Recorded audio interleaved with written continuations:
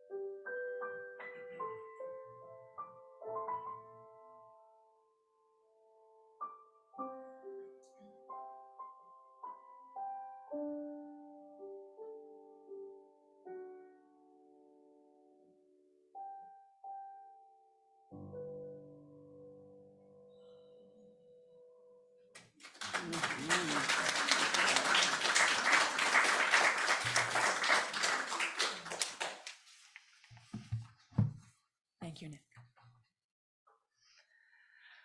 From Ralph Waldo Emerson, we have a great deal more kindness than is ever spoken, in spite of all the selfishness that chills like east winds the world. The whole human family is bathed with an element of love like a fine ether. How many persons we meet in houses whom we scarcely speak to, whom yet we honor and who honor us. How many we see in the street or sit with in church, whom, though silently, we warmly rejoice to be with. Read the language of these wandering eye-beams. The heart knoweth. Come, let us worship together.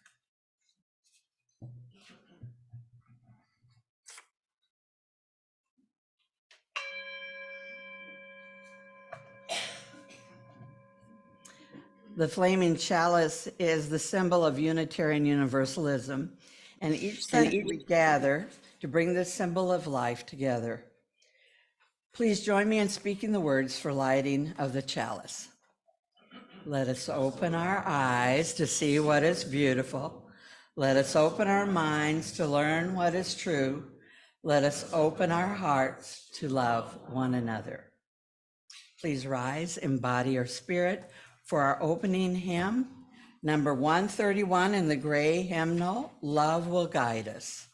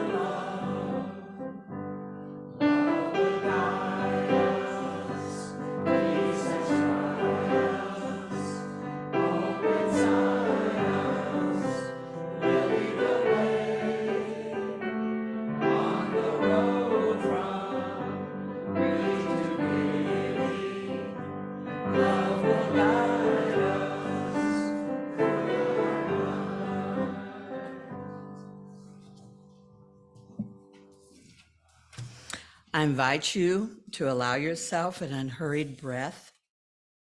Relax your shoulders. Inhale and exhale, and let your heart catch up with you in this moment. Rest in the embrace of a wider love. And in the presence of this love that holds us all, we use our chalice flame to light our candles of community. We light our first candle of concern for the wider world as we witness the effects of extreme weather events caused by global warming on living beings all across the globe.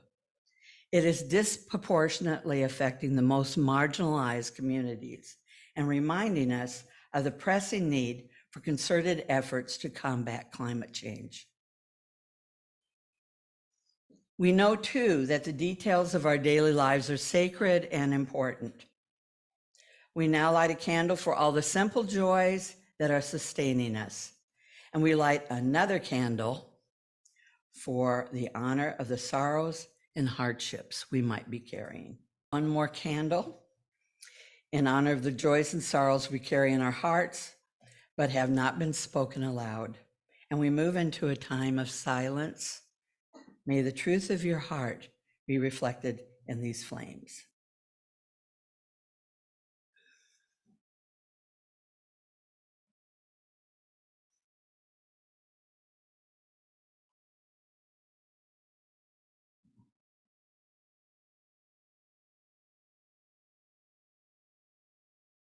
Amen, and blessed be.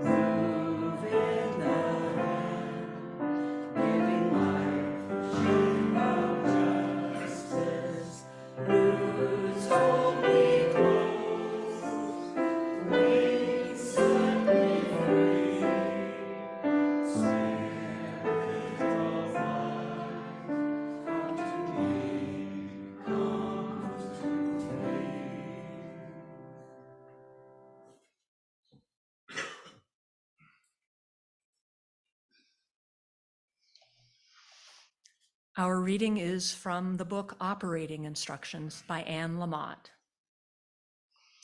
I saw a 60 Minutes show a few years ago about Lourdes, with Ed Bradley interviewing a family of 3 who came to the shrine every year: a devoutly religious mother of about 30, a much older father who could barely look at the camera and who couldn't say one word because he was so terribly shy, and a little 10-year-old girl with spina bifida who was in a wheelchair. They came to Lourdes every single year, and Ed Bradley was kind of badgering the parents for being so gullible. He said to the little girl, who was so weak she had to be firmly strapped into the wheelchair, "What do you pray for when you come?"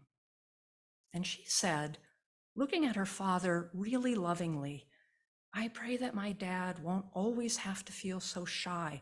It makes him feel so lonely," which stopped old Ed in his tracks for about 10 seconds. And then he looked back at the mother and said something to the effect that year after year you spend thousands of dollars to come here hoping for a miracle. And she looked at her child, shook her head and said, "Oh no, Ed, you don't get it. We got our miracle."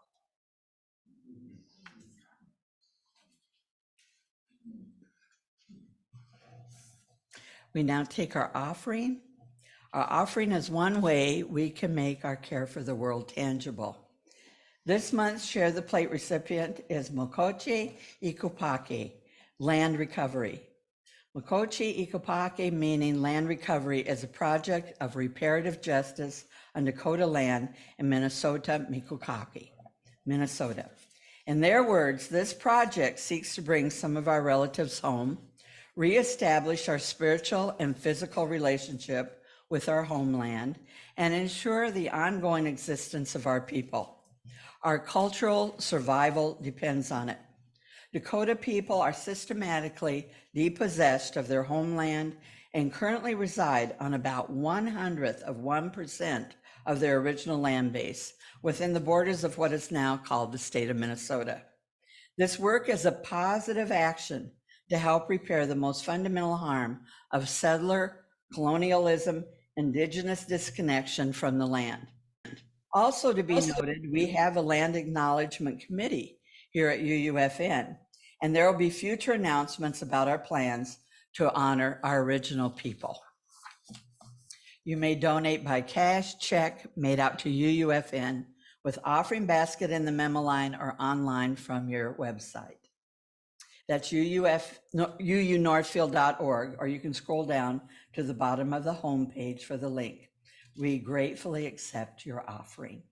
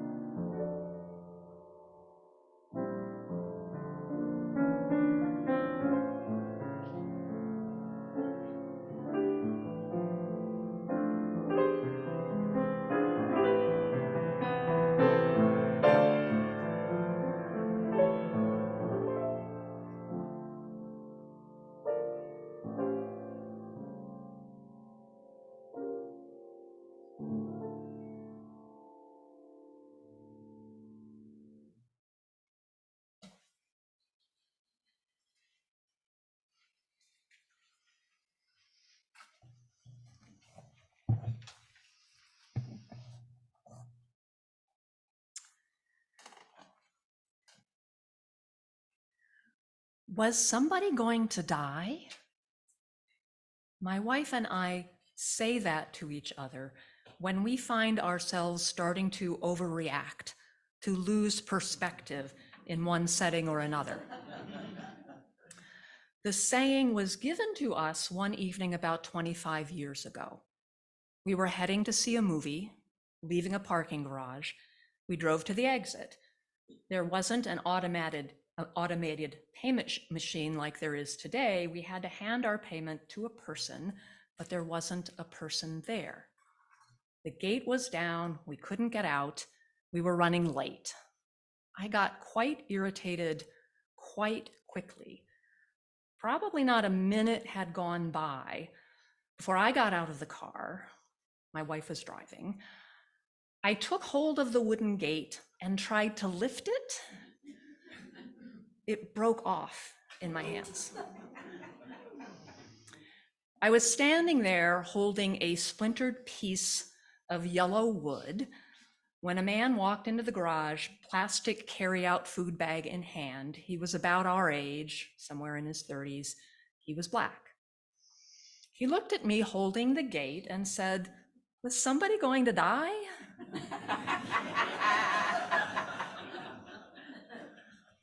The way he said it was the most important part of this. The words on their own could have been heavily sarcastic, but they weren't.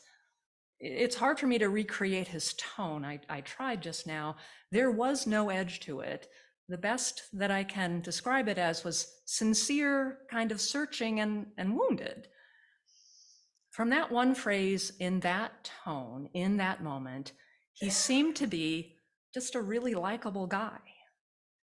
Our feelings shifted instantly. We were embarrassed and concerned. A couple minutes of patience would have avoided the whole ridiculous scene. The person in the abstract that I was so irritated about became, in fact, a nice guy who'd done something small that he shouldn't have, and we were going to get him in trouble. Our perspective had shifted. I've always really enjoyed the word perspective. I don't know why it strikes me as a fun word. Maybe it's the two P's. P is an enjoyable sound. I wonder if it unconsciously reminds me of the word periscope, which also has two P's and is also a fun word and a fun thing, a word you can take childlike pleasure in, like the cardboard and mirror periscopes we had as kids when my brothers and I would make submarines out of couch cushions and peek out from them. But the idea of perspective I have in mind now is pretty much the opposite to the type of view a periscope provides.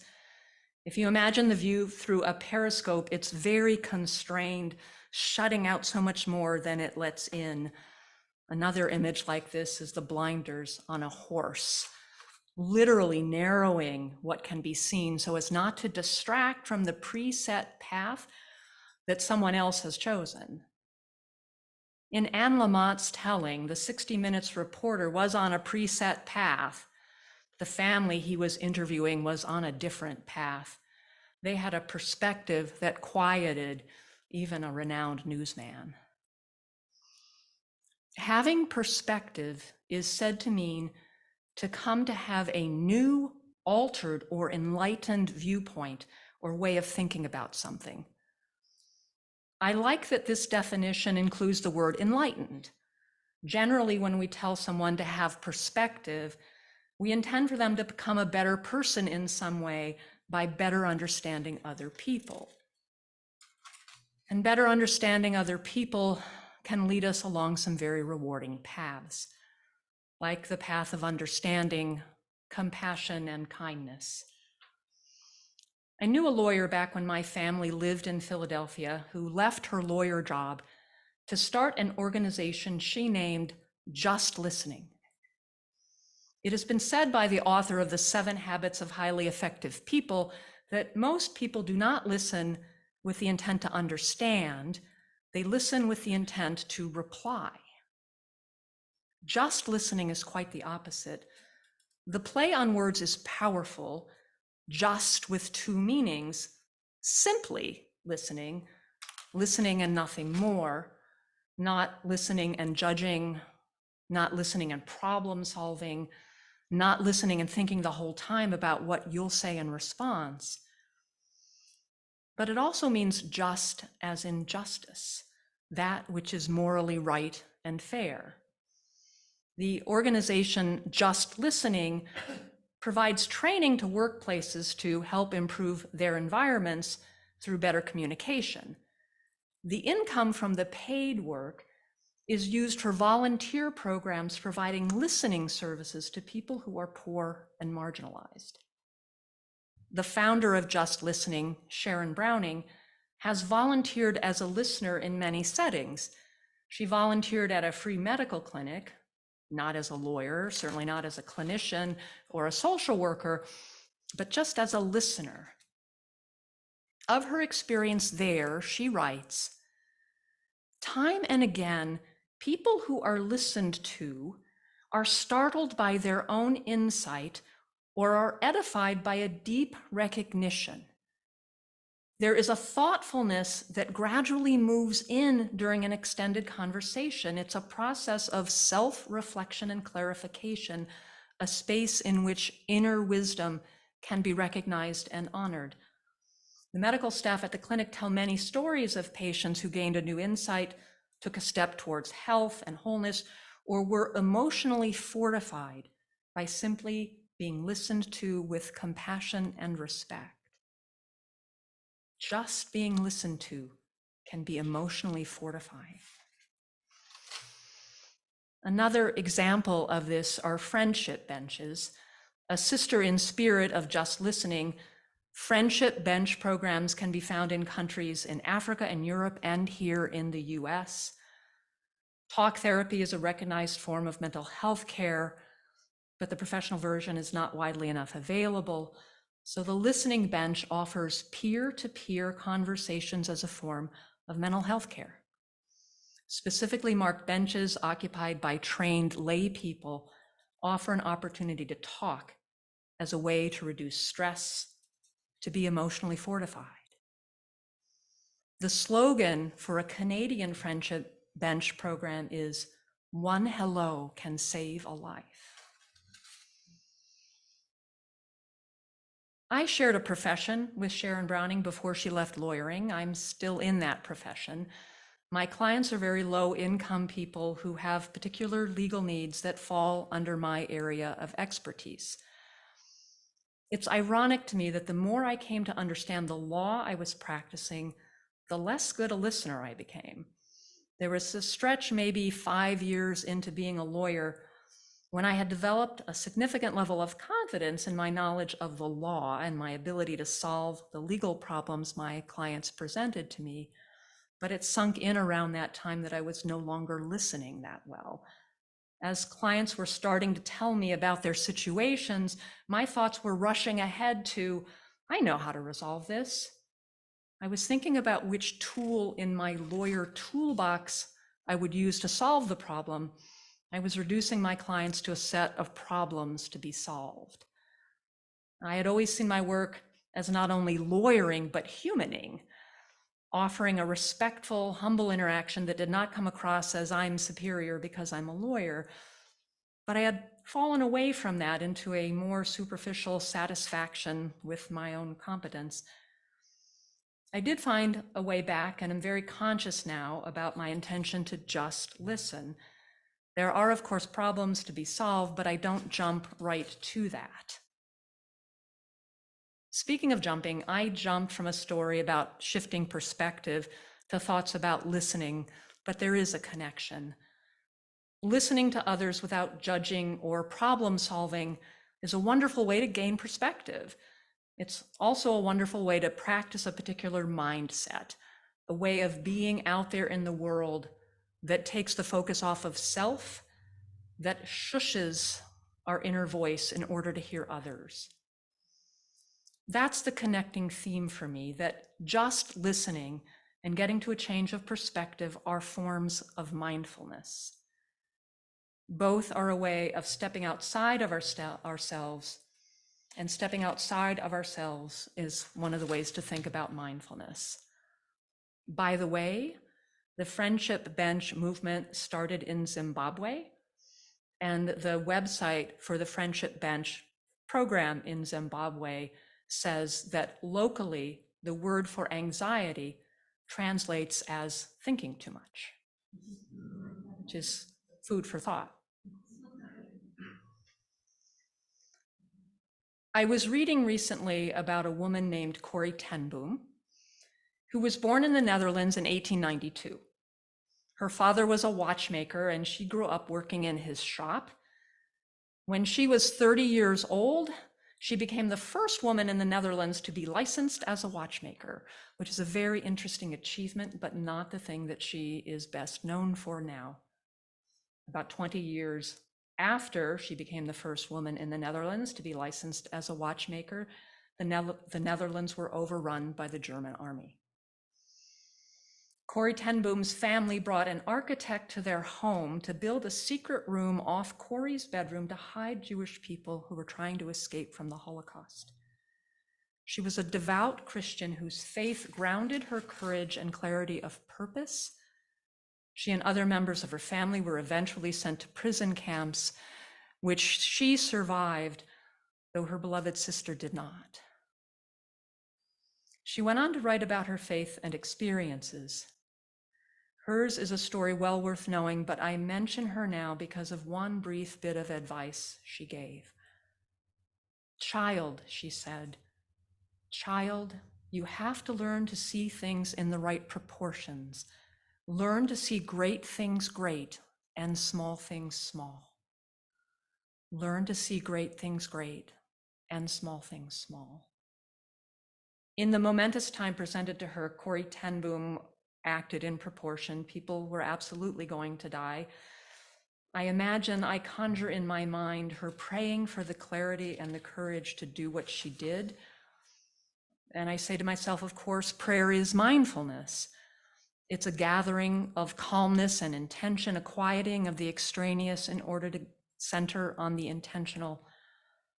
In UU circles, we talk a lot about mindfulness as a practice to support us in choices from the mundane to the momentous, a practice that helps us decide, how do I intend to be in the world today? Will I be a person who breaks the parking gate in my haste to get to my movie? Or will I be a person who takes a deep breath and gives it a minute and considers the life of the person who was supposed to be there but wasn't? We, of course, don't have the time or the headspace ourselves to listen to understand every person we cross paths with. But every day gives us opportunities to give mindful, positive attention in at least small ways to some of the people we cross paths with, like the few minutes Janet and I had with the gentleman gatekeeper in the parking garage.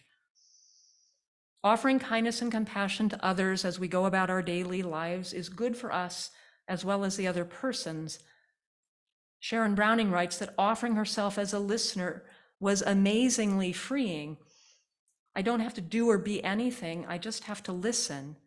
There's a dynamic spirit at work over which I neither have nor desire control. A Mayo Clinic posting puts it this way: kindness has been shown to increase self-esteem and improve mood. It can decrease blood pressure and stress hormones. Being kind boosts serotonin and dopamine, neurotransmitters in the brain that give you feelings of satisfaction and well-being, and can release endorphins, our body's natural painkiller. I know I welcome those serotonin, dopamine, and endorphin boosters. I think of mindful compassion as a treatment for minor depression. I repeat to myself pretty much every day the saying, be kind, for everyone you meet is carrying a great burden. You do not see the burden, you may not see the impact of your moments of kindness, but know that they radiate out to create something like Emerson's metaphor of an ether of love. I know that metaphor falls flat much of the time.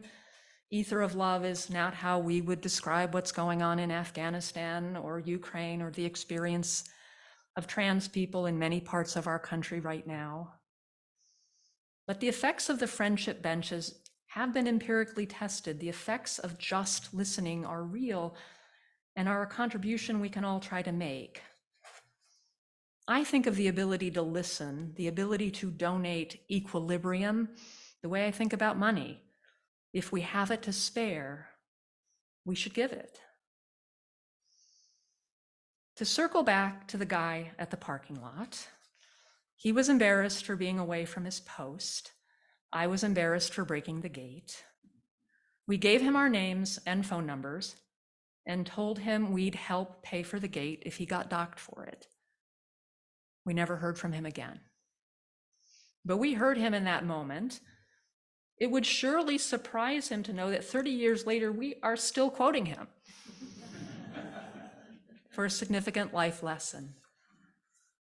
If somebody's not going to die, maybe give the parking lot attendant a break rather than the gate. May it be so.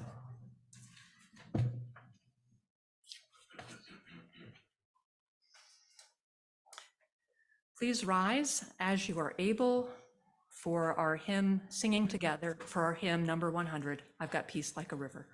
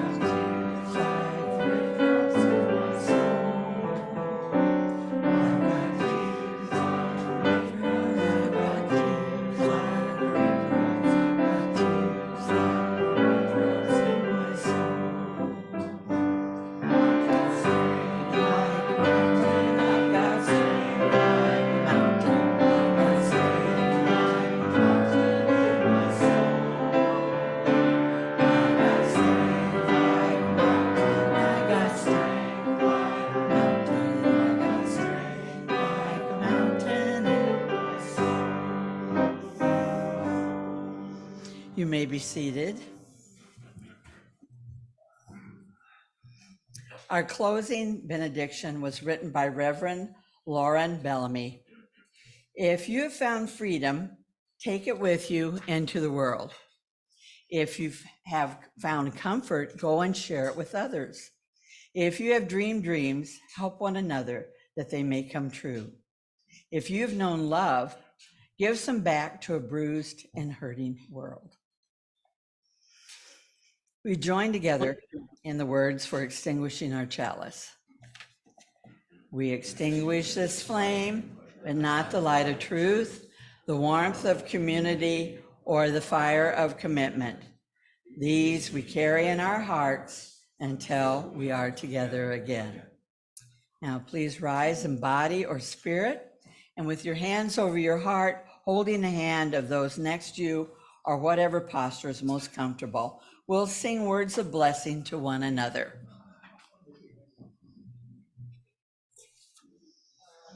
I get back from the microphone.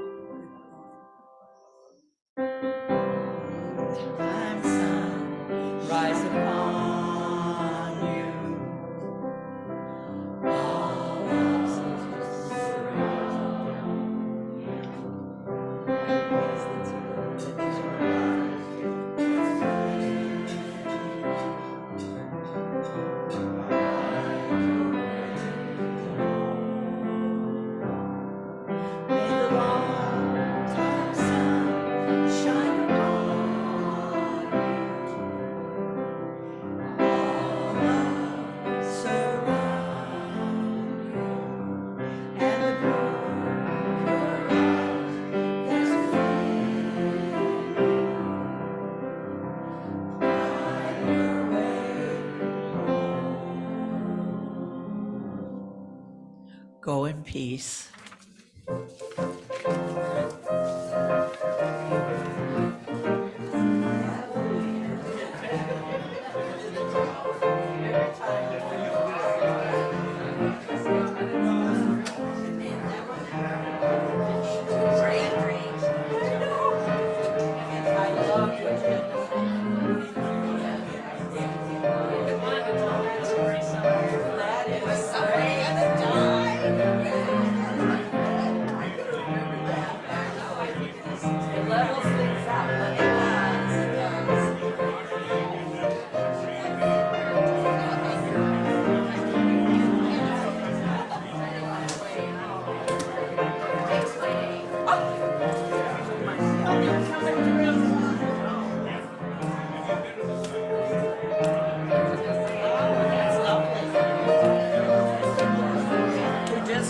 I have a person who just moved from Israel.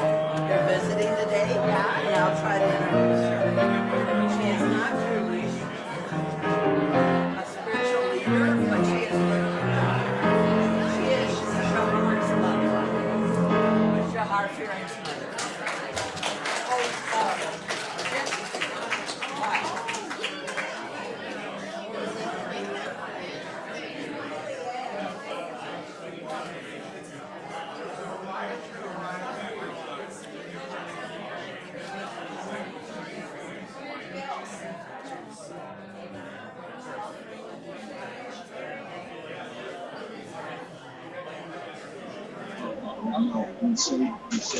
Oh, that doesn't work very well.